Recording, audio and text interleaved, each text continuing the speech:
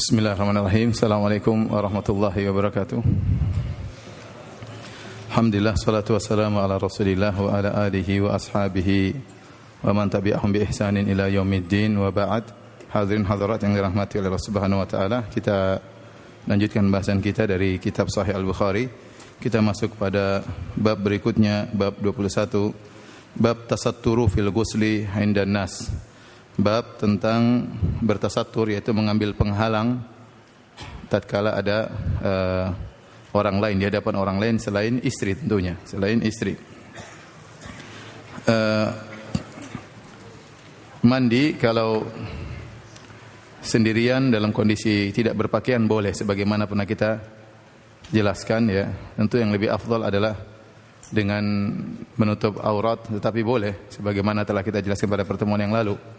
Kemudian mandi tidak menutup aurat sama sekali di hadapan istri, maka ini jelas boleh dilakukan oleh Nabi sallallahu alaihi wasallam. Nabi sallallahu alaihi wasallam mandi tidak berpakaian sama sekali di hadapan Aisyah, di hadapan Maimunah, sebagaimana dari hadis yang telah kita sebutkan. Adapun mandi di hadapan orang lain, maka bertasattur, memakai penghalang. Al-Imam Al-Bukhari berkata, qala haddatsana Abdullah bin Maslamah an Malik an Abi Nadhr maula Umar bin Ubaidillah anna Aba Murrah maula Ummi Hani binti Abi Talib akhbarahu. Bahwasanya Abu Murrah maulanya Ummi Hani binti Abi Talib. Jadi Ali bin Abi Talib punya saudari perempuan namanya Ummu Hani. Ali bin Abi Talib namanya Ummu Hani binti Abi Talib. Annahu sami'a Ummu Hani binti Abi Talib taqul, Ummu Hani bercerita, "Dhahabtu ila Rasulillah sallallahu alaihi wasallam amal fathi." Aku datang menemui Nabi sallallahu alaihi wasallam tatkala peristiwa Fathu Makkah, penaklukan kota Mekah di tahun 8 Hijriah di bulan Ramadan. Fawajadtuhu yaktasilu wa Fatimatu tasturuhu. Aku mendapati Nabi sallallahu alaihi wasallam sedang mandi, sementara Fatimah putrinya Nabi sallallahu alaihi wasallam menutupi Nabi sallallahu alaihi wasallam. Karena mereka masih kerabat ya. Apalagi Ummu Hani adalah sepupunya Nabi sallallahu alaihi wasallam, Ali sepupunya Nabi sallallahu alaihi wasallam. Kemudian Ummu Hani adalah iparnya Fatimah ya. Karena Fatimah istrinya Ali bin Abi Thalib. Faqala man hadhihi? Nabi bertanya, siapa yang datang? Faqultu ana Ummu Hani. Aku adalah Ummu Hani ya.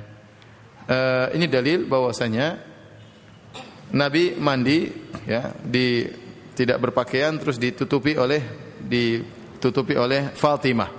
Ya, Fatimah. Dan Nabi sedang mandi, Nabi berbicara dengan orang lain. Ini dalil bahwasanya seorang di kamar mandi boleh berbicara kalau ada keperluan. Meskipun dalam kondisi tidak berpakaian, kalau ada keperluan boleh berbicara. Kemudian juga dalil bahwasanya Nabi tidak tahu ilmu gaib. Nabi tidak tahu siapa yang datang, ya. Makanya beliau tanya, "Siapa yang datang?" Maka Ummu Hani menjawab, "Ana Ummu Hani." Aku adalah Ummu Hani, ya. Dan ini juga dalil bahwasanya boleh seorang mandi ya tertutup sebagian, tidak seluruhnya. Sebagian tidak seluruhnya boleh ya, karena Ummu Hani melihat Nabi ya, mungkin bagian atas Nabi tutup bagian bawah sehingga beliau mengenal itu Nabi sedang mandi. Wallahu alam bissawab. Kemudian kita lanjutkan hadis berikutnya. Qala haddatsana Abdan, kata Imam Al-Bukhari telah menyampaikan kepada kami Al-Abdan, qala akhbarana Abdullah, qala akhbarana Sufyan anil A'mash an Salim bin Abil Ja'ad an Quraib an Ibni Abbas an Maimunata radhiyallahu taala anha, dari Maimunah istri Nabi sallallahu alaihi wasallam, beliau berkata, "Satartu Nabi sallallahu alaihi wasallam wa huwa yaktasilu minal janabah faghassala yadayhi." Aku menutupi Nabi sallallahu alaihi wasallam dan beliau sedang mandi janabah. Faghassala yadayhi, maka Nabi mencuci kedua tangannya, thumma sabba bi yaminihi ala shimali faghassala farjahu. Dan ini sudah pernah kita sampaikan berulang-ulang. Maka Nabi kemudian menuangkan bejana air dengan tangan kanannya untuk menumpahi tangan kirinya. Kemudian Nabi mencuci kemaluannya dengan tangan kirinya, wa ma asabahu, dan kotoran yang ada di sekitar kemaluannya ya. Thumma masa biyadihi alal haid awil ardi, kemudian beliau pun mengusapkan tangan kirinya tersebut di atas tembok atau di tanah. Thumma tawadda'a wudu'ahu lis-salat ghayra rijlaihi, kemudian beliau pun berwudu sebagaimana wudu hendak salat selain kedua kakinya belum beliau cuci. Thumma afadha ala jasadihil ma'a, kemudian beliau menuangkan air ke seluruh tubuhnya. Thumma tanaha, kemudian Nabi berpindah sedikit. Faghassala qadamaihi, kemudian dia pun mencuci kedua tangannya. Ini dalil bahwasanya Nabi mandi tidak berpakaian dan dilihat oleh siapa? Maimunah. Makanya Maimunah mengatakan Nabi pun begini, Nabi pun begini, Nabi mencuci kemaluannya, semua dilihat oleh apa? Maimunah, dan ditutup oleh Maimunah radhiyallahu taala anha, ya. Kalau ternyata Nabi tertutup auratnya ketika mandi, enggak perlu Maimunah menutupnya. Ini menunjukkan bahwasanya seorang mandi tidak berpakaian di hadapan istri tidak ada masalah, ini sering dilakukan oleh Nabi sallallahu alaihi wasallam. Saya sudah pernah sampaikan tatkala ada seorang bertanya kepada Aisyah, "Ya Aisyah, apakah seorang boleh melihat pasangannya, melihat kemaluan pasangannya, seorang lelaki melihat pasangan kemaluan istrinya atau sebaliknya?" Maka Aisyah menyebutkan hadis, "Kuntu aktasilu ana wan Nabi sallallahu alaihi wasallam ya min ina'in wahid." Kami dahulu, saya dan Nabi pernah mandi bareng dari satu tempayan. Ini kata Al-Hafidz Ibnu Hajar, dalil bahwasanya nas tegas bahwasanya laki-laki dan wanita boleh mandi bareng, telanjang, kemudian saling melihat di antara mereka. Tapi kita lanjutkan. Bab idza talamatil mar'atu. Bab jika seorang wanita mimpi berjima, mimpi basah, ya. Entah basah atau tidak, yang penting mimpi berjima. Ihtalamatil mar'atu artinya wanita mimpi berjima. Al-Imam Al-Bukhari membawakan hadis, qala haddatsana Abdullah bin Yusuf qala akhbarana Malik an Hisham bin Urwah an abihi an Zainab binti Abi Salamah an Ummi Salamah ummul mukminin. Dari Ummu Salamah, istri Nabi sallallahu alaihi wasallam, ibunda kaum mukminin. Seluruh istri Nabi disebut dengan ummul mukminin. Wa azwaju ummahatuhum. Dan istri-istri Nabi adalah ibu-ibu bagi kaum mukminin. Ummu Salamah berkata, "Ja'at Ummu Sulaim imra'atu Abi Talha." Telah datang Ummu Sulaim, istrinya Abu Talha. Ummu Sulaim ini adalah ibunya Anas bin Malik radhiyallahu taala anhu. Tetapi Anas bin Malik bapaknya meninggal dalam kondisi non muslim. Ya, meninggal dalam kondisi abinya Anas meninggal dalam kondisi non muslim.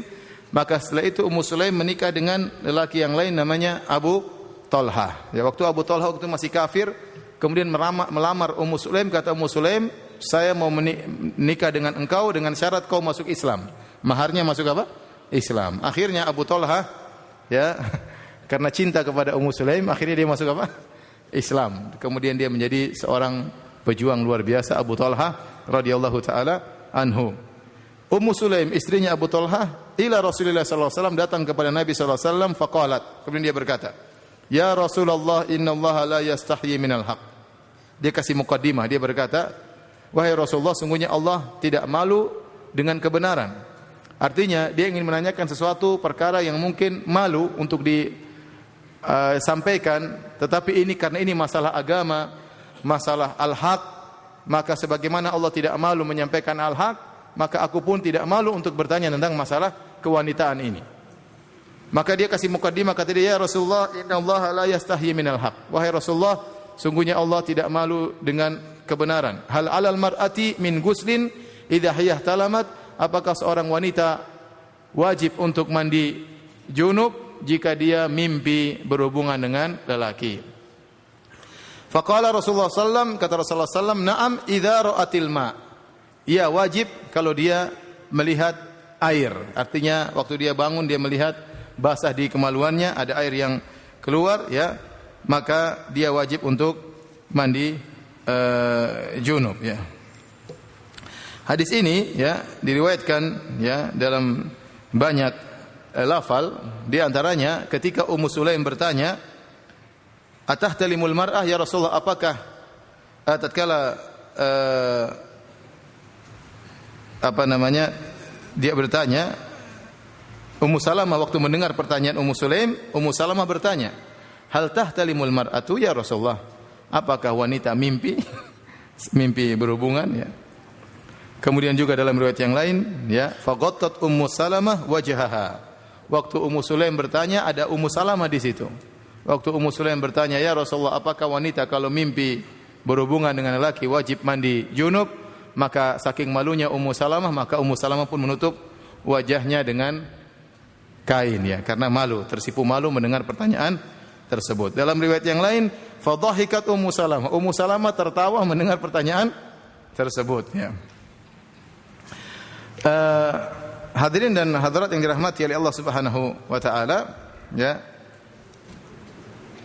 Jika wanita atau lelaki hukumnya sama bermimpi melakukan hubungan senggama, ya apakah dengan siapapun ya, apa dengan istrinya atau dengan yang lainnya ya, istri pertama, istri kedua, ya, nggak ada urusan ya. Pokoknya mimpi atau mungkin melihat sesuatu yang membuat hasratnya dan yang lainnya, ya. Maka kemudian dia bangun dan dia melihat ada air basah di celananya, ya, maka dia wajib mandi junub. Tetapi kalau ternyata dia bangun ternyata tidak ada air di celananya, tidak ada basah, berarti tidak wajib mandi junub. Ya, berarti mimpi dia tidak sampai terjadi ejakulasi. Ya, tidak wajib mandi junub. Jadi hanya wajib mandi junub kalau keluar air mani, baik laki-laki maupun wanita. Demikian juga kalau seorang bangun tidur, kemudian dia mendapati ada basah di celananya, di roknya atau di celananya. Sementara dia tidak ingat bahwa dia sedang mimpi. Dia bingung, saya mimpi atau tidak? Saya tidak mimpi, kok dapati basah. Maka dia lihat, kalau air yang dia di celananya tersebut, dia cium dan dia yakin ini kan ada air mani punya bau aroma tersendiri. Kalau dia cium ternyata ini aroma mani, maka dia wajib mandi junub. Tapi kalau ternyata dia cium tidak ada aroma mani, ya, maka bisa jadi madhi, bisa jadi hanya sekedar mungkin cairan kencing yang keluar, maka dia tidak wajib mandi junub. Hukum asalnya dia suci. Hukum asalnya dia suci. Saya ulangi, dia hanya wajib mandi junub kalau dia yakin air maninya keluar dan dia lihat itu benar-benar air mani, maka dia wajib mandi junub. Adapun kalau dia ternyata tidak keluar air mani atau dia ragu ini air apa, maka tidak wajib mandi junub, karena hukum asal seorang dalam kondisi suci, dan kita punya kaidah al-yakin la yazulu bisyak, keyakinan tidak dihilangkan dengan keraguan. Baik. Kita lanjutkan.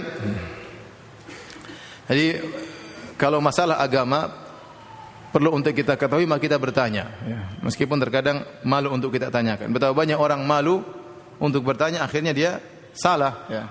Makanya Aisyah radhiyallahu anha pernah memuji wanita Ansar. Dia berkata, "Ni'man nisa nisaul Ansar, lam yamna'hunna al-haya'u an yatafaqqahna fid din." Sebaik-baik wanita adalah wanita kaum Ansar. Rasa malu tidak menghalangi mereka untuk bertanya, bertafaqquh dalam masalah agama, ya. Karena penting, sebagian wanita mungkin malu padahal dia perlu tahu masalah kewanitaan, masalah haid, masalah nifas, masalah cairan yang keluar dari kemaluannya, masalah berkaitan dengan jima misalnya, ya dia harus bertanya. Kalau dia tidak bertanya mungkin dia tidak tahu jawabannya. Maka kalau memang tidak ada jalan kecuali dengan bertanya, maka hendaknya dia bertanya, ya meskipun dia mungkin malu, jangan sampai rasa malunya membuat dia tidak bertanya, akhirnya dia pun salah dalam mengambil hukum. Baik, kita lanjutkan bab berikutnya, ya. Bab arakul junubi wa annal muslim la yanjus. Bab tentang keringatnya orang yang junub dan bahwasanya seorang muslim tidaklah najis. Bagaimana hukum keringat seorang yang sedang junub? Tidak najis.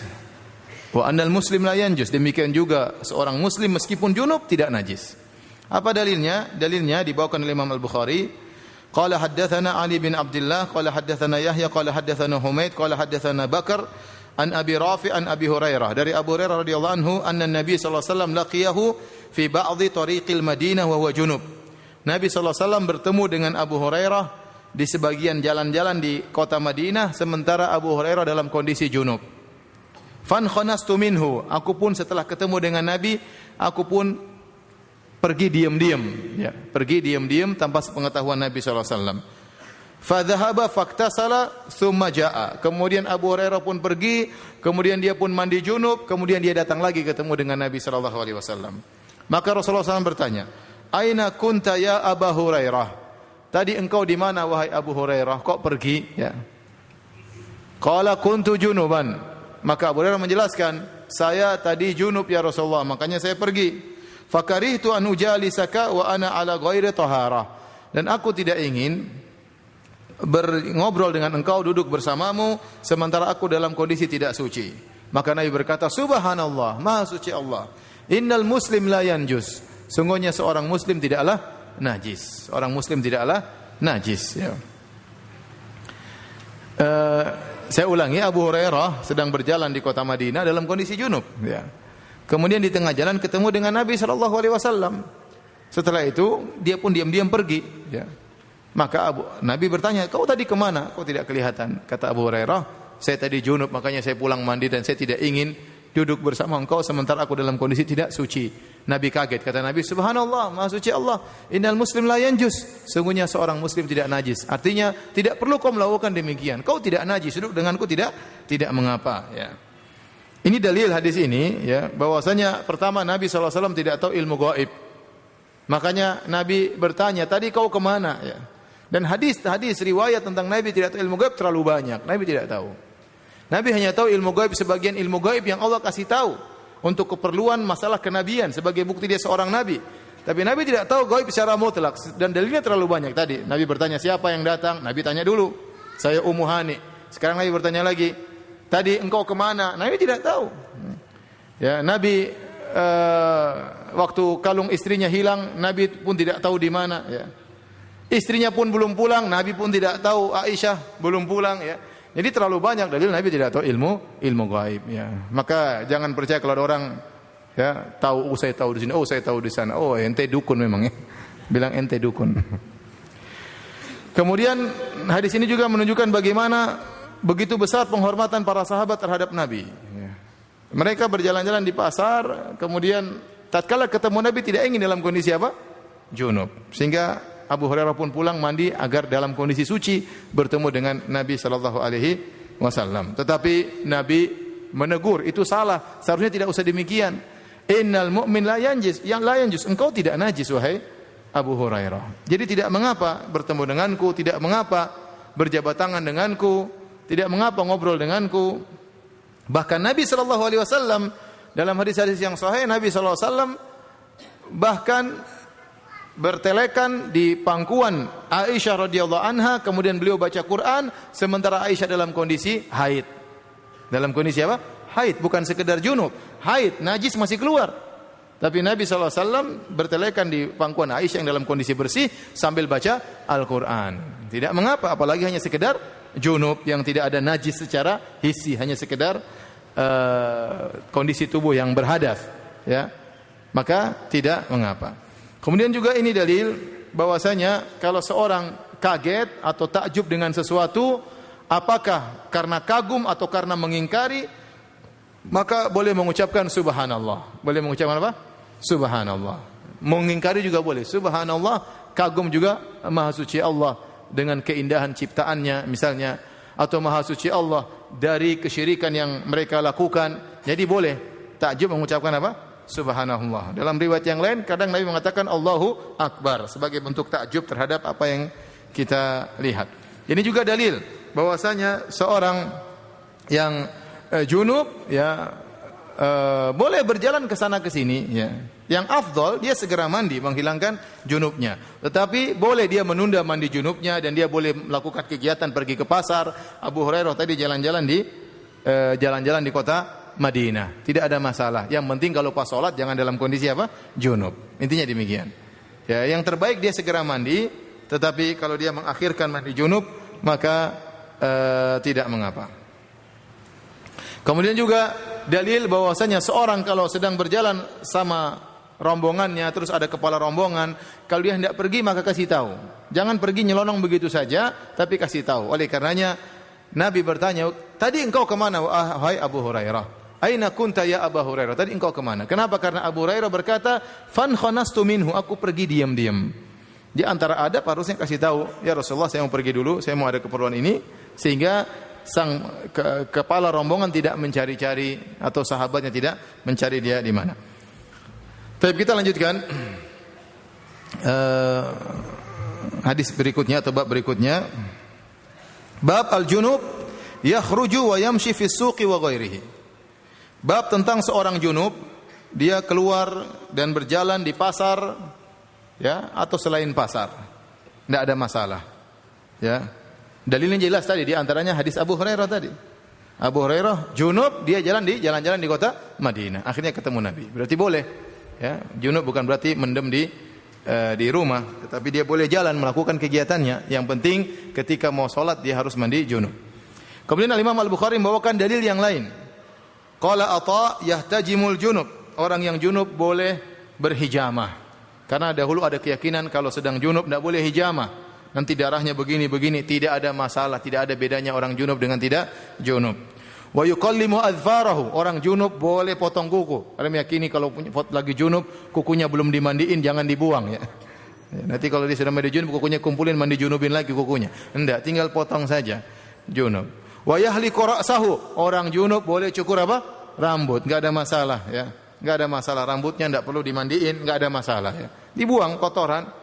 Wa illam yatawadda, meskipun dia tidak berwudu, Adapun dalil yang dibawakan oleh Imam Al-Bukhari tentang orang junub boleh berjalan keluar dari rumahnya. Beliau berkata, qala haddatsana Abdul A'la bin Hammad, qala haddatsana Yazid bin Zurai', qala haddatsana Sa'id an Qatadah anna Anas bin Malik haddatsahum. Dari Anas bin Malik radhiyallahu anhu beliau berkata, anna Nabiy sallallahu alaihi wasallam kana yatufu ala nisa'ihi fil lailatil wahidah. Adalah Nabi sallallahu alaihi wasallam beliau menggauli istrinya seluruhnya dalam satu malam. Walahu yauma idzin tis'u niswah, dan ketika itu Nabi memiliki 9 istri. Apa sisi pendalilannya? Sisi pendalilannya, Nabi setelah menggauli istri yang salah satunya, Nabi tentu keluar dari rumahnya, ya enggak? Berarti dia keluar rumah menuju rumah istri berikutnya. Setelah digauli dan Nabi setelah menggauli Nabi keluar lagi ke rumah istri yang lain. Berarti Nabi berjalan-jalan ya, artinya dari rumah yang satu ke rumah berikutnya, kemudian pindah ke rumah berikutnya, dan beliau tidak mandi kecuali di penghujung. Setelah semua beliau gauli baru kemudian beliau alaihi salatu wasalam mandi junub sekali saja. Ini dalil dipahami oleh Imam Al-Bukhari bahwasanya orang junub boleh keluar rumah. Nah, boleh keluar rumah ke rumah istri yang lainnya, boleh keluar rumah ke pasar, kemana saja enggak ada masalah. Dan sebagaimana telah kita jelaskan, hal ini juga ditunjukkan oleh hadis Abu Hurairah tadi sebelumnya, di mana beliau sebelum mandi junub sudah jalan-jalan di kota Madinah. Oleh karenanya Imam Al-Bukhari mengulangi hadis tersebut. Qala haddatsana Ayyash, qala haddatsana Abdul A'la, qala haddatsana Humaid an Bakar an Abi Rafi' an Abi Hurairah qala laqiyani Rasulullah sallallahu alaihi wasallam wa ana junub. Aku bertemu dengan Nabi sallallahu alaihi wasallam dan aku dalam kondisi junub.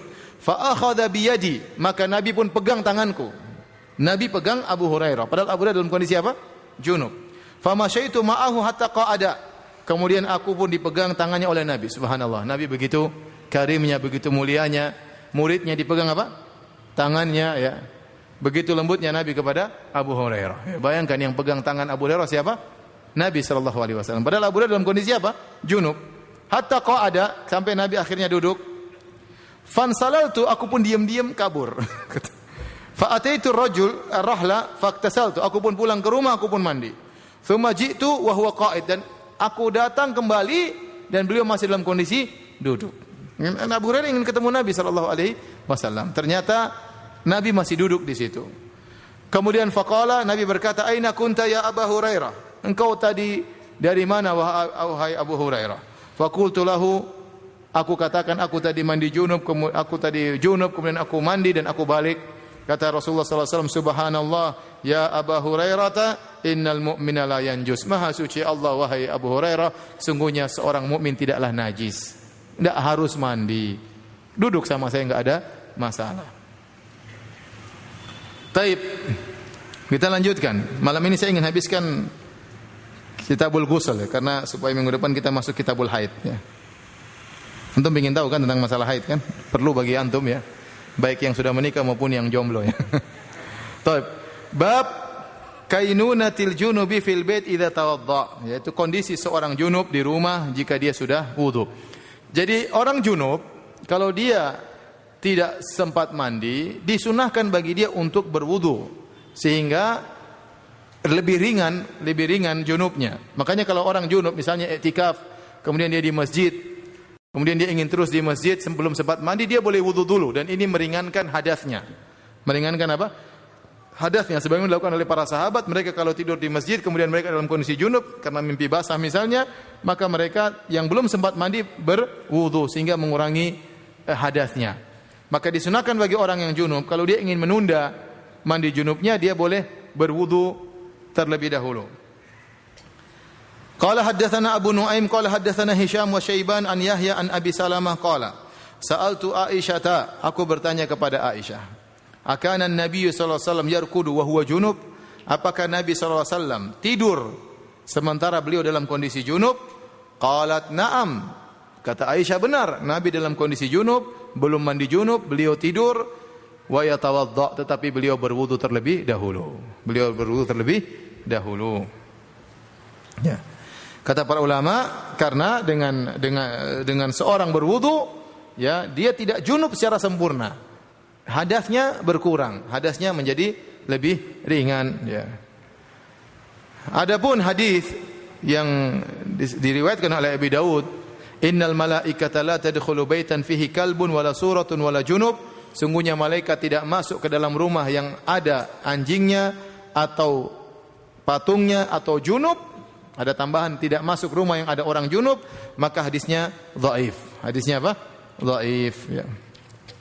Karena sebenarnya ulama mengatakan kenapa dia anjurkan seorang berwudu tatkala junub, karena kalau dalam kondisi junub dia belum berwudu, malaikat tidak masuk ke rumahnya, malaikat rahmat. Maka hendaknya dia berwudu. Tapi hadis itu dhaif.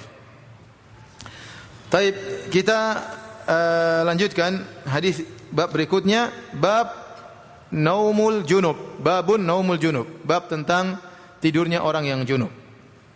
Al-Imam Al-Bukhari membawakan hadis, qala haddatsana Qutaibah qala haddatsana Laits an Nafi' an Ibni Umar anna Umar bin Khattab sa'ala Rasulullah sallallahu alaihi wasallam, bahwasanya Umar bin Khattab radhiyallahu anhu bertanya kepada Nabi sallallahu alaihi wasallam, ayarkudu ahaduna wa huwa junub? Apakah seorang di antara kami dalam kondisi junub boleh tidur? Qala na'am. Kata Nabi, boleh. Idza tawadda ahadukum falyarqud wa huwa junub. Jika salah seorang dari kalian dalam kondisi junub, dia berwudu dan dia tidur meskipun dalam kondisi junub. Ya. Meskipun dalam kondisi junub. Ini juga menguatkan bahwasanya seorang yang sedang dalam kondisi junub, maka hendaknya dia berwudu sebelum tidur. Demikian juga bab berikutnya. Babun al-junub yatawaddau tsumma yanam. Bahwasanya orang yang junub dia berwudu kemudian dia tidur. Sama pembahasannya. Kata Imam Al-Bukhari, qala haddatsana Yahya bin Bukair, qala haddatsana Laits an Ubaidillah bin Abi Ja'far, an Muhammad bin Abdurrahman, an Urwah, an Aisyah qalat, dari Aisyah radhiyallahu anha ia berkata, kana Nabi sallallahu alaihi wasallam idza arada an yanama wa huwa junubun, ghasala farjahu wa tawaddaa lis-salat. Adalah Nabi sallallahu alaihi wasallam jika ingin tidur, padahal beliau dalam kondisi junub, maka beliau pun mencuci kemaluan beliau, kemudian beliau pun berwudu untuk salat. Ini ada tambahan. Jadi kalau seorang berhubungan dengan istrinya, kemudian dia ingin tidur, bersihkan dulu kemaluan, kemudian berwudu, kemudian apa? Tidur. Kemudian tidur. Oleh karenanya disunahkan bagi seorang yang hendak tidur dalam kondisi junub berwudu. Demikian juga orang junub ingin makan dan minum juga disunahkan untuk berwudu. Dalam hadis kata Aisyah radhiyallahu taala anha dalam Sahih Muslim, kana Rasulullah sallallahu alaihi wasallam idza kana junuban fa arada an ya'kul aw yanam yatawadda wudu'ahu lis-salat. Adalah Nabi sallallahu alaihi wasallam kalau dalam kondisi junub dan ingin makan dan minum dan ingin makan atau tidur, maka beliau berwudu terlebih dahulu. Jadi bagi orang yang junub disunahkan untuk berwudu sebelum makan. Taib. Apa yang disunahkan bagi orang junub untuk berwudu? Tadi kita sebutkan kalau ingin apa? Tidur. Yang kedua ingin apa? Makan. Sekaligus ingin minum. Yang ketiga kalau ingin mengulangi jima. Disunahkan juga untuk apa? Berwudu, ya.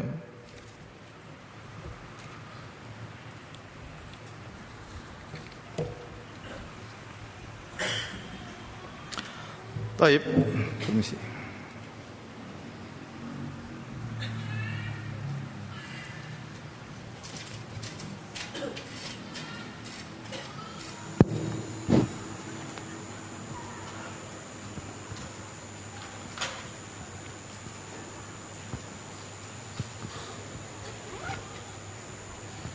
Jadi ada khilaf tentang masalah hukum wudu bagi orang yang junub. Kalau dia tidak mandi junub, apa hukumnya?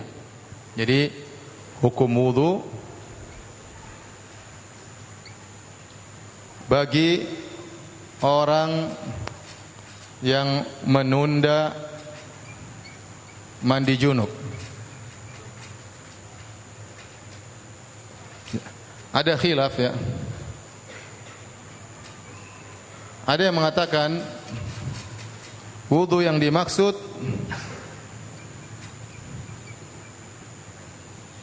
secara bahasa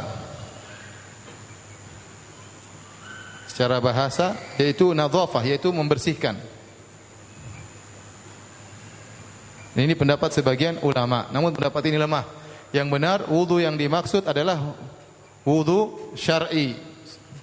Seperti wudu mau salat, seperti wudu salat.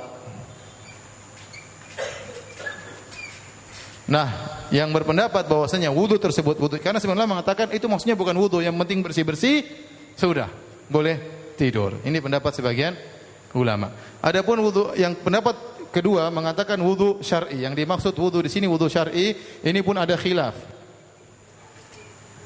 Ada yang mengatakan wudu hukumnya wajib. Dan ini pendapat zahiriyah. Ada yang mengatakan wujud tersebut mustahab, disunahkan. Disunahkan, ini jumhur. Jumhur ulama mayoritas. Ada yang mengatakan wudu tersebut hanya sekedar ibahah. Ibahahnya dibolehkan. Bolehkan saja, tidak sampai derajat sunnah. Maka ini pendapat Abu Yusuf dari mazhab Hanafi, muridnya Abu Hanifah. Kenapa dia berpendapat bahwasanya wudu tersebut tidak sunnah, hanya sekedar boleh? Ya, karena ada dalil dalam Sunan Abi Daud, kemudian Sunan Ibnu Majah dan Sunan Tirmidzi. Aisyah mengatakan bahwasanya Nabi sallallahu alaihi wasallam dalam kondisi junub, thumma yanam, ya, walam yamussa ma'an. Nabi sallallahu alaihi wasallam dalam kondisi junub dan beliau tidur dan beliau tidak menyentuh air sama sekali. Beliau tidak menyentuh air sama sekali, ya. Sehingga hadis ini menunjukkan Nabi pernah tidur tanpa berwudu sama sekali, tanpa berwudu sama sekali. Hadis ini diperselisihkan oleh para ulama hadis tersebut. Mayoritas ulama mendhaifkan seperti Imam Ahmad, kemudian juga Ibnu Hajar rahimahullahu taala, Abu Daud, ya. Sebagian ulama mensahihkan, ya, mensahihkan hadis tersebut. Kalaupun sahih, maka dijelaskan itu untuk menjelaskan bahwasanya boleh. Nabi pernah sekali tidur dalam kondisi junub tanpa berwudu. Ya. Tetapi kebanyakan kondisi Nabi, beliau kalau junub, ya, maka beliau sebelum tidur beliau berwudu, ya. Maka yang benar bahwasanya berwudu bagi orang yang junub, yang menunda mandi junub, kalau dia ingin tidur maka hukumnya apa? Sunnah, tidak sampai derajat wajib. Dan juga bukan sekedar boleh, tapi hukumnya apa? Sunnah. Tapi kalau seorang misalnya tidur tanpa berwudu, ya enggak apa-apa. Dia tidak berdosa karena hukumnya hanya apa? Sunnah. Dan ini pendapat yang lebih benar. Wallahu alam bishawab. Jadi yang benar ini, ya. Pendapat jumhur ulama bahwasanya wudu tersebut hukumnya sunnah.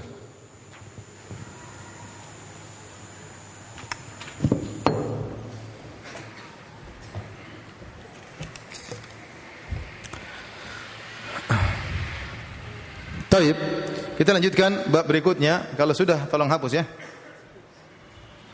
Bab belum biar. Belum, masih. Di foto deh, foto cepat.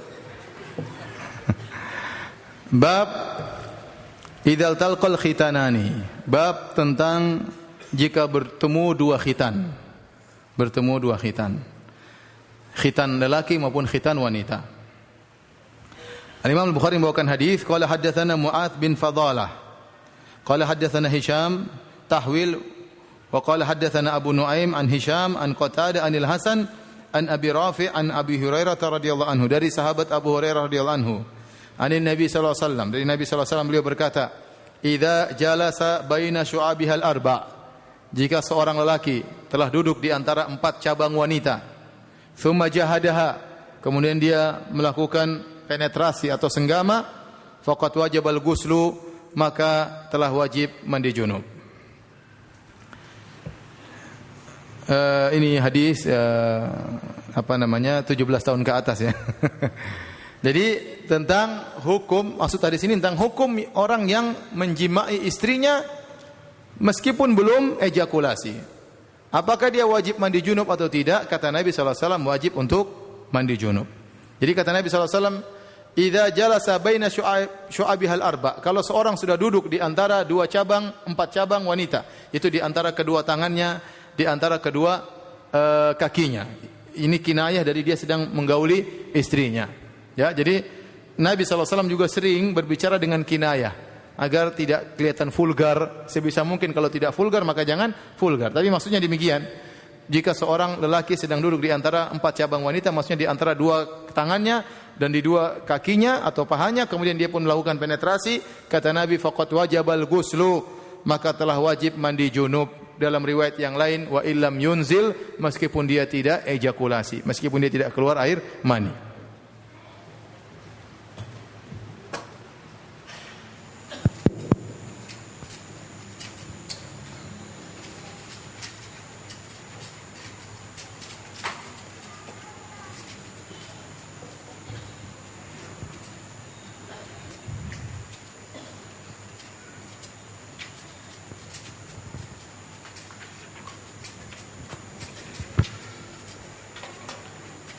Apa definisi jima? Ya, definisi jima.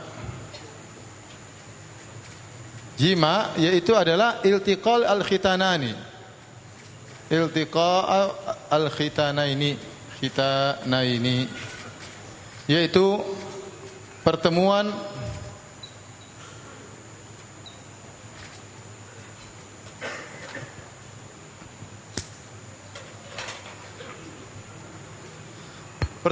dua areal sunat, yaitu lelaki dan wanita.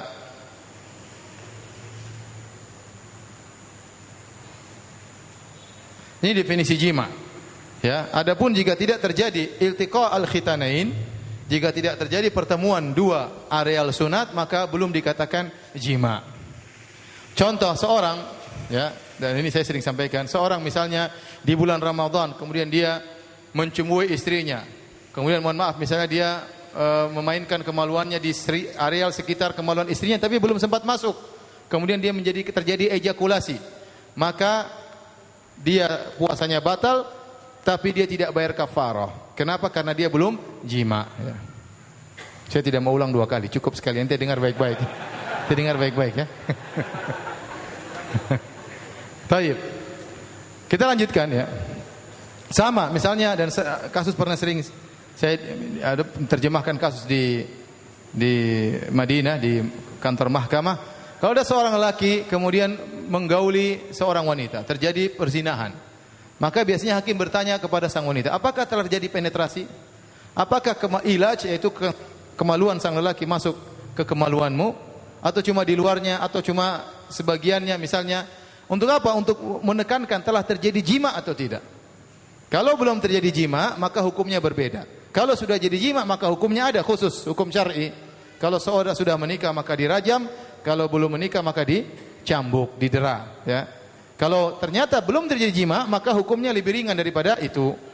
Ya, maka perlu kita ketahui apa itu jima. Jima adalah pertemuan 2 areal sunat. Adapun laki-laki, kita tahu bahwasanya laki-laki disunat yaitu bagian kulit yang menutupi kepala zakar, ya. Bukan zakar seluruhnya, ya. Yang disunat cuma kulit yang menutupi kepala zakar, itu yang dipotong.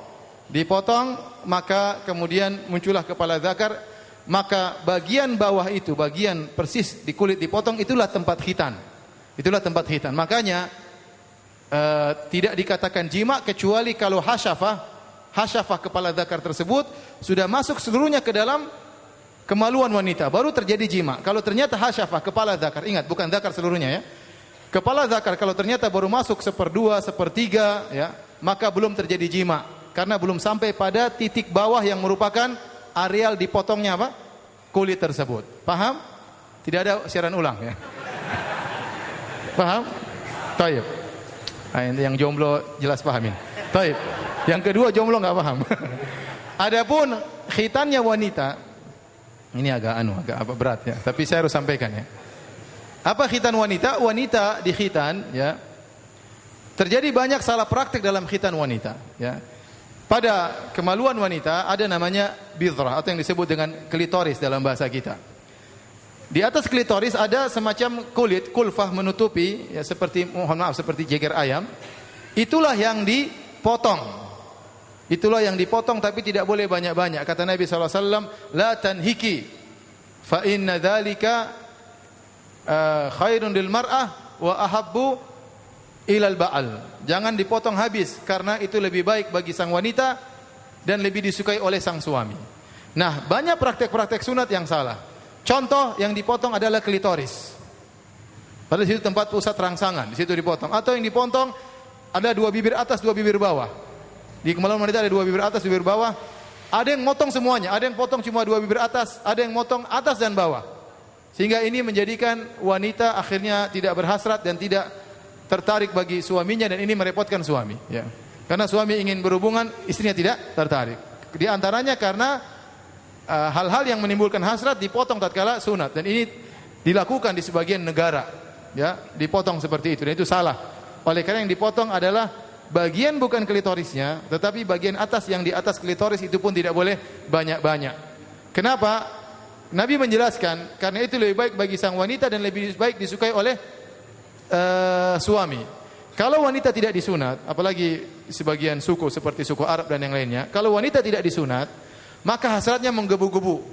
Bisa jadi dia sama suaminya tidak cukup, akhirnya dia pun terjerumus dalam zina kalau tidak disunat.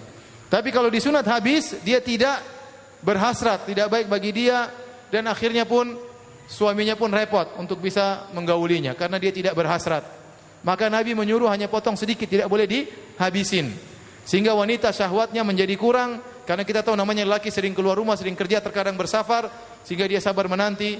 Ya, kalau dia disunat maka berkurang hasratnya, dan itu adalah fitrah sebagaimana disebutkan oleh Nabi sallallahu alaihi wasallam. Jadi itulah bagian yang disunat pada wanita. Paham? Tidak perlu digambar kan? Sudah jelas. Ini jelas.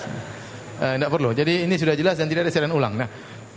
Nah, yang namanya jima adalah iltiqa'il khitanain, yaitu pertemuan antara bagian kulit yang dipotong, yaitu persis di bawah kepala zakar dengan bagian tersebut. Makanya dikatakan jima tidak mungkin terjadi kecuali hasyafah, kepala zakar masuk seluruhnya.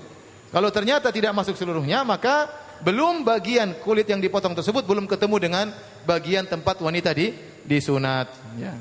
Intinya kalau para ulama mendefinisikan, kalau hasyafah masuk seluruhnya baru disebut jima. Kalau belum masuk seluruhnya maka tidak disebut jima. Dari sini kita tahu jika seorang laki menggauli istrinya, kemudian ternyata tidak masuk seluruh kepala zakar, ya, bukan kemaluan seluruhnya, hanya kepala zakar. Kalau belum masuk seluruhnya belum terjadi jima. Tetapi kalau sudah masuk seluruh kepala zakar, meskipun zakarnya belum seluruhnya masuk, sudah disebut dengan apa? Sebut apa? Paham tidak? Jangan pura-pura tidak paham. Nah, para hadirin yang dirahmati Allah Subhanahu wa taala. Khitan, kata Syekh Utsaimin rahimahullah taala, dianjurkan dilakukan tatkala masih kecil. Makanya kebiasaan orang Arab, mereka mengkhitan anak mereka masih kecil. Umur 7 hari khitan. 2 minggu khitan. Saya pernah antar anak teman saya umur sebulan kalau enggak salah. Ya. Kemana? Mau sunat. Masya Allah. Masih umur apa? Sebulan sudah disunat oleh dokter. Kemudian digunting oleh Pak Dokter. Ya. Jangan sampai sudah besar, karena sudah besar, kata Syekh Utsaimin rahimahullah, kalau dia masih kecil, yang tersakiti cuma badannya. Tapi kalau dia sudah besar disunatin, yang tersakiti badannya dan hatinya. Itu kata Syekh Utsaimin rahimahullah taala. Makanya kasihan. Dia malu, kemudian dipotong. Ya. Tapi kalau kita biasanya lulus SD berapa? Disunat. Ya, dia mungkin belum mengerti lah lulus SD. Nanti kita kasih mainan, kasih apa. Ya, anak saya kemarin umur 4 tahun saya sunat ya. Saya sunat ya. Yang lainnya setelah kelas 4 SD atau ya. Intinya kalau bisa anak itu disunat masih kecil itu lebih baik ya. Wanita, kalau laki-laki yang rajih dalam pendapat ulama, laki-laki wajib sunat. Adapun wanita yang rajih tidak wajib ya, tidak wajib. Seandainya tidak disunat tidak mengapa. Tapi tadi disunat perlu, tapi tadi harus hati-hati, harus orang yang tahu di bagian mana yang dipotong, karena khawatir kalau dia salah potong akhirnya tadi mudarat bagi sang wanita. Nah, orang yang melakukan jima dengan istrinya, jika sudah terjadi jima, meskipun belum terjadi ejakulasi, baik laki-laki maupun perempuannya, maka sudah wajib mandi junub meskipun belum keluar air mani.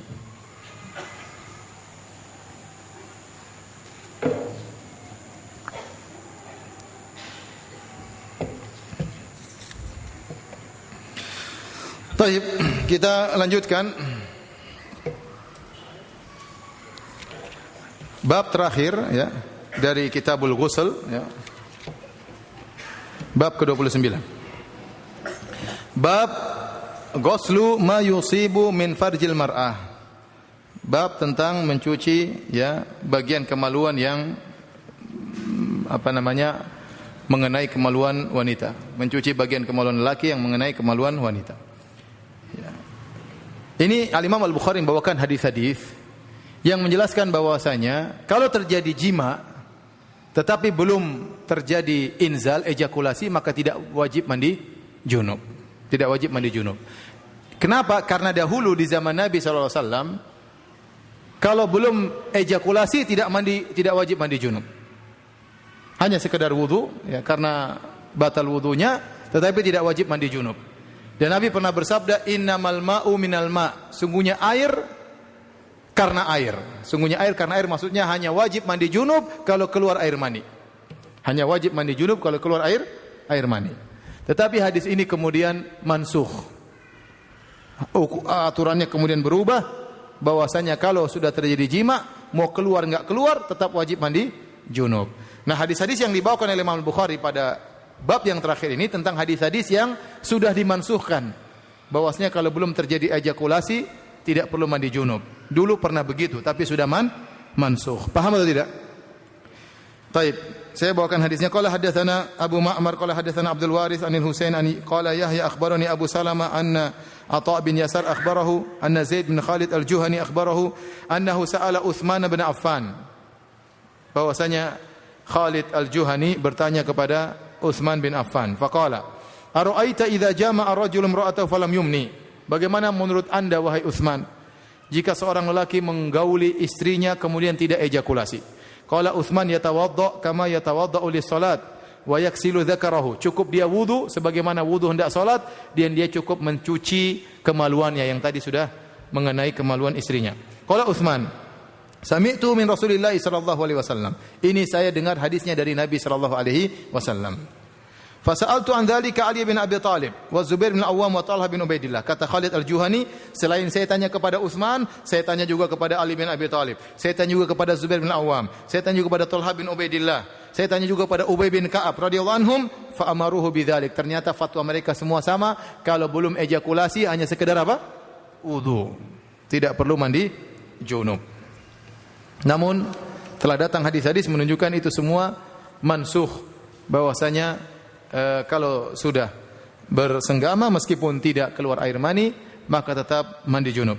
Kemudian Imam Bukhari membawakan hadis terakhir, qala haddatsana Musaddad qala haddatsana Yahya an Hisham bin Urwah qala akhbarani Abi qala akhbarani Abu Ayyub qala akhbarani Ubay bin Ka'ab annahu qala. Dari Ubay bin Ka'ab radhiyallahu anhu beliau berkata, "Ya Rasulullah, wahai Rasulullah, idza jama'a ar-rajulu al-mar'ata falam yunzil." Jika seorang laki menggauli seorang wanita kemudian dia tidak ejakulasi, tidak keluar air maninya. Qala yaghsilu ma masal mar'ata minhu. Cukup dia mencuci kemaluannya yang menyentuh sang wanita. Tsumma yatawaddau wa yusalli. Kemudian dia wudu dan salat, tidak harus mandi. Ini pendapat dulu. Qala Abu Abdullah, Al-Imam Al-Bukhari mengomentari, al-ghuslu ahwat. Tentu meskipun ada yang berpendapat demikian dan memang khilaf ya. Ada yang berpendapat kalau belum ejakulasi tidak perlu mandi. Namun yang benar bahwasanya harus mandi karena sudah mansukh. Makanya Imam Bukhari berkata setelah membawakan hadis-hadis ini beliau berkata al-ghuslu ahwat, mandi lebih hati-hati. Wa dzalikal akhir, dan mandi adalah hukum terakhir Nabi sallallahu alaihi wasallam. Innama bayyana liikhtilafihim. Saya sebutkan bab hadis-hadis ini untuk menjelaskan ada khilaf di kalangan para ulama masalah ini. Paham? Ada sebagian ulama berpendapat kalau belum ejakulasi maka tidak harus mandi junub, namun yang benar harus mandi junub meskipun tidak ejakulasi. Alhamdulillah kita sudah selesai dari Kitabul Ghusl. Insyaallah pekan depan kita masuk dalam Kitabul Haid. Alhamdulillah rabbil alamin. Ada yang bertanya saya persilakan.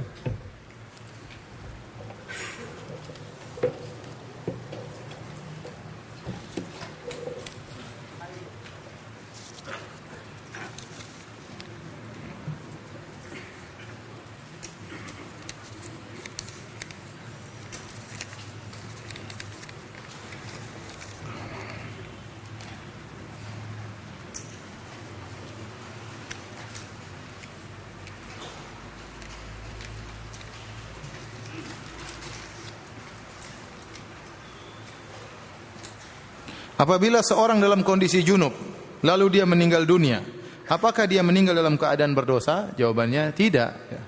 Junub bukan dosa. Ya, junub bukan apa? Dosa. Dan seorang boleh menunda ya mandi junub, tidak ada masalah. Jika seorang meninggal dalam kondisi junub, maka dia tidak berdosa. Kecuali junubnya karena dosa, ya itu baru berdosa. Dia berzina misalnya, ya. Tapi kalau tidak, maka tidak mengapa.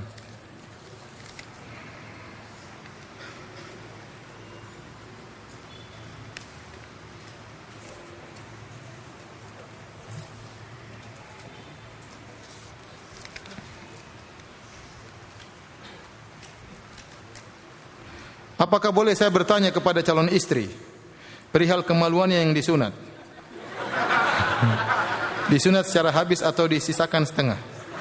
Istri pun mana tahu. Dia mana tahu dulu seperti apa, kemudian setelah sunat seperti apa. Dia enggak ngerti. Ente perhatikan baik-baik. Dia masa tanya istri, yang perlulah. Itu enggak tahu ya. Istri biasanya sunat masih kecil dia, ya. Masih kecil, dia tidak tahu dulu apa before dan after, dia nggak tahu. Ya. Terus dari mana dia mau tahu? Antum perhatikan baik-baik. Kalau ada mungkin kurang berhasrat, mungkin antum yang salah. Jangan salahkan istri terus ya. Mungkin antum kurang bisa baik dalam pemanasan dan yang lain.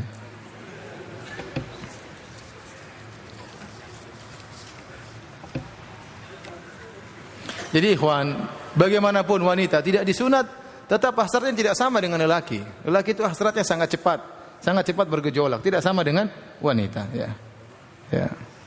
Oleh karenanya Nabi mengatakan jika seorang melihat ya, wanita dari depan seperti setan, dari belakang seperti setan, artinya dihiasi oleh setan. Jika dia melihat sesuatu yang menggerakkan hatinya, segera pulang ke istrinya. Menunjukkan lelaki itu hasratnya cepat bergerak, ya, cepat bergerak. Wanita tidak demikian. Wanita tidak demikian. Ustaz, Anda ingin bertanya, jika buang air kecil di pertengahan mandi, apakah harus mengulangi dari mencuci tangan? Ya, kalau kita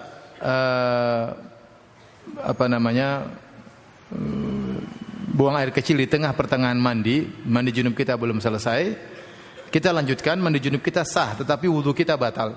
Wudu kita apa? Batal. Wudu kita batal. Maka hendaknya kita berwudu lagi. Atau kalau enggak, kita ulangi lagi dari awal supaya apa? Supaya sah. Tapi kalau seandainya kita lanjutkan, maka mandi tidak batal.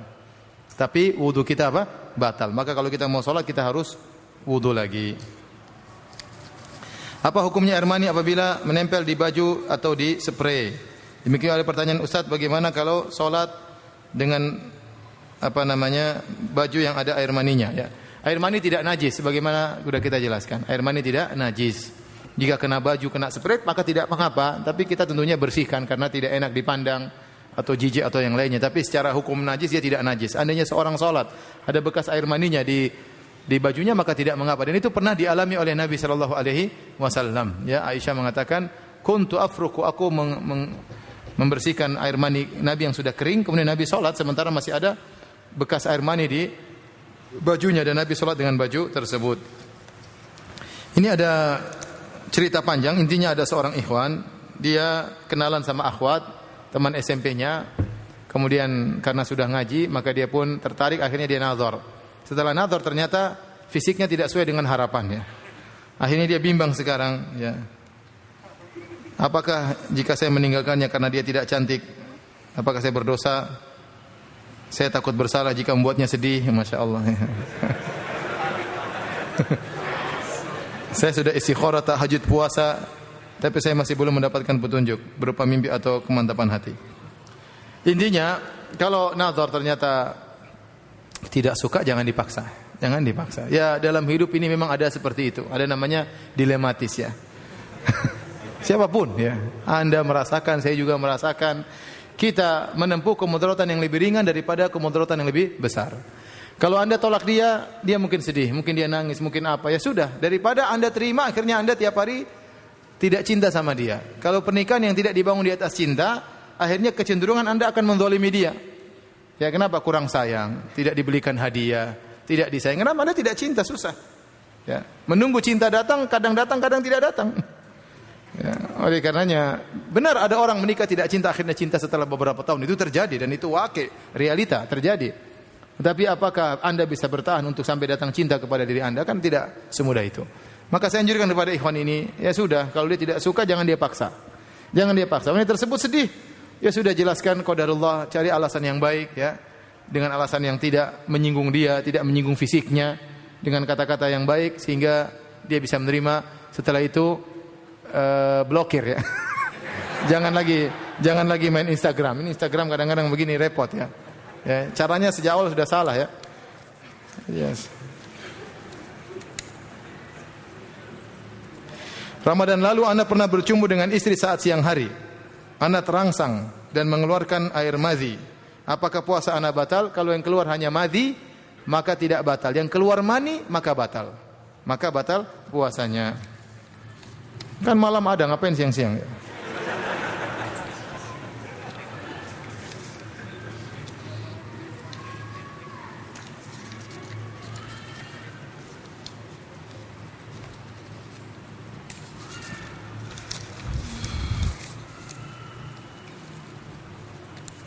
Apakah sering mimpi berhubungan badan setelah salah satu ciri-ciri terkena sihir? Saya tidak tahu ya. Saya enggak tahu apakah itu ciri-ciri terkena sihir ya. Allah alam, saya enggak tahu ya. Tapi itu dialami oleh orang-orang salihat seperti tadi ya. Ummu Sulaim mimpi juga ya. Bukan cuma kita orang saleh juga mengalami hal demikian. Yang terakhir pembahasan tentang apakah orang junub boleh baca Al-Quran. Maka ini ada khilaf, namun 4 mazhab ya, mazhab Maliki, Hambali, Syafi'i dan Hanafi mengatakan orang junub tidak boleh baca Al-Quran. Ada hadis dari Ali bin Abi Thalib, beliau mengatakan wa kana la yahjubuhu min al-Qur'ani syai'un ya ghairul junub. Bahwasanya Nabi SAW tidak pernah terhalangi dari membaca Al-Quran kecuali karena junub. Tapi hadis ini dhaif. Hadis ini datang dalam beberapa riwayat tapi semuanya dhaif ya. Meskipun dhaifnya tidak parah ya, tetapi hadisnya dhaif. Sehingga mazhab Dhahiriyah mengatakan tidak mengapa baca Quran bagi orang yang junub. Namun telah datang dari 5 sahabat yang menunjukkan bahwasanya tidak boleh orang junub baca Al-Quran. Di antaranya dari Umar bin Khattab, dari Ali bin Abi Thalib, dari Ibnu Mas'ud dan dari sahabat yang lain yang menunjukkan bahwasanya orang junub tidak boleh baca Al-Quran. Oleh karenanya lebih hati-hati kita berpendapat dengan mazhab jumhur ulama 4 mazhab bahwasanya orang junub tidak boleh baca Al-Quran. Beda dengan orang yang tidak berwudu. Kalau tidak berwudu boleh baca Quran. Ya, hadas kecil. Tapi kalau hadas besar seperti junub maka tidak boleh baca Al-Quran. Ya. Berbeda dengan haid. Kalau haid boleh baca Al-Quran. Ya. Nanti insyaallah kita akan bahas Kitabul Haid pada pekan depan insyaallah taala. Demikian, mohon maaf banyak pertanyaan tidak bisa saya jawab. Wabillahi taufiq wal hidayah. Assalamualaikum warahmatullahi wabarakatuh.